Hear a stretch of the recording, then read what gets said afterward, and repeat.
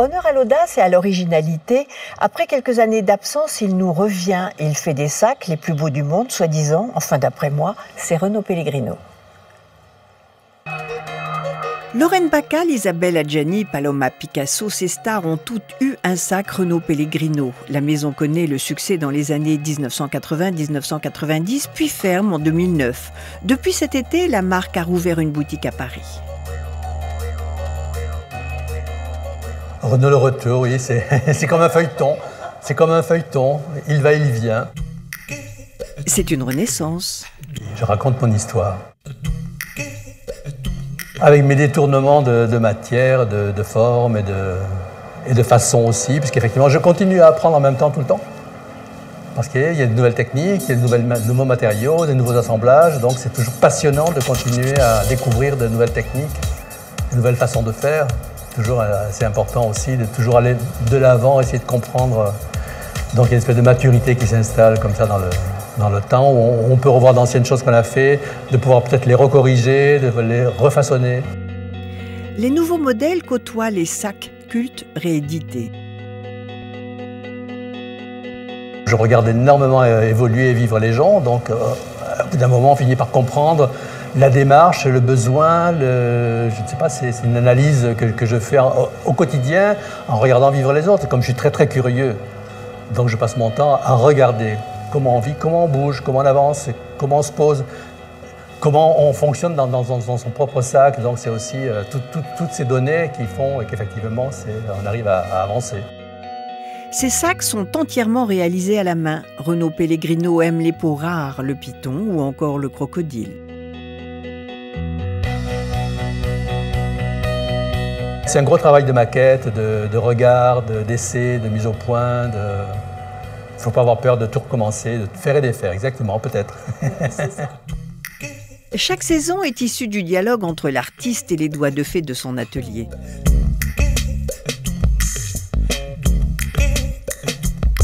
Il y a beaucoup de petits métiers qui entrent en ligne de compte et je travaille avec les gens, j'essaie de me mettre aussi à leur place, d'essayer de comprendre comment ils travaillent. Donc pour moi, c'est toujours de l'apprentissage parce que finalement, souvent une technique qu'il y a chez eux peut m'aider moi à avancer dans mon travail aussi. Donc effectivement, il y a tout un croisement qui se fait et j'essaie de m'adapter à leurs possibilités, à leurs fonctions, donc comme ça, c'est un travail, un échange. C'est la fine fleur de l'artisanat. Ce que j'adore, c'est la réflexion, là où il n'y a même pas l'idée, et réfléchir et penser.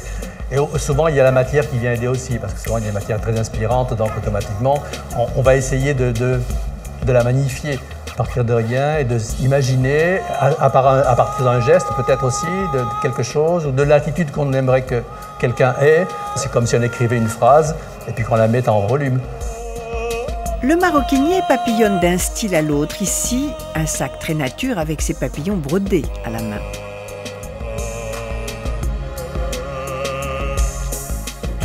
Pour ce modèle, il privilégie les jeux de matière. Le résultat, un sac au poil pour être à la mode.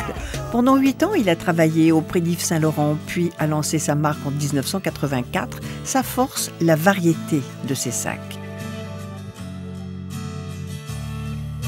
On offre énormément de possibilités aussi. Il y a des petits, des moyens, des plus grands, des plus larges, Donc aussi, il y a une donnée aussi dimensionnelle qui est assez intéressante aussi.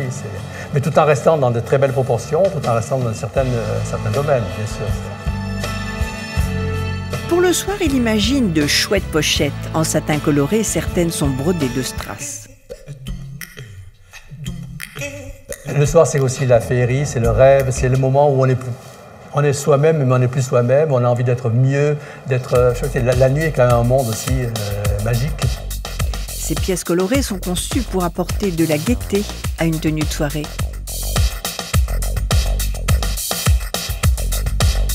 Ce sont des couleurs qui sont flatteuses aussi, c'est des couleurs qui enrichissent un vêtement, des couleurs qui... c'est toujours... Puis je travaille toujours autour des couleurs de toutes les pierres, tous les gemmes, là, les saphirs, les émeraudes, les rubis. Donc c'est toujours important aussi d'être toujours dans cette donnée comme ça de minéralité tout en étant du tissu.